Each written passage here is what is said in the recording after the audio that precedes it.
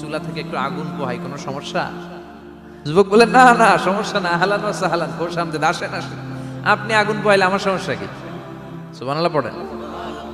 আল্লাহ শুকরিয়া করে উনি বসলেন আর আগুন পোহাচ্ছেন, আর খেয়াল করলেন যুবক রুটি বানায় আর পরে আস্তাগফিরুল্লাহ, রুটির দলা বানায় পরে আস্তাগফিরুল্লাহ, খামির বানায় আর পরে আস্তাগফিরুল্লাহ, রুটি নিয়ে উনুনের ভিতরে চুলার ভিতরে সেকা দেয় আর পরে আস্তাগফিরুল্লাহ, দোকানদারের কাছে কেউ আসলেই সে রুটি দেয় আর পরে আস্তাগফিরুল্লাহ, ক্রেতার কাছ থেকে টাকা নিয়ে ক্যাশ বক্সে রাখে আর কি পড়ে, আবার রুটি বানানো শুরু করে আর কি পড়ে, খালি এইটাই পড়তেছে। ইমাম আহমদ ইবনে হাম্বল তো অবাক, কিরে এটা আবার কেমন যুবক, খালি আস্তাগফিরুল্লাহ। উনি প্রশ্ন করলেন, যুবক ঘটনা কি?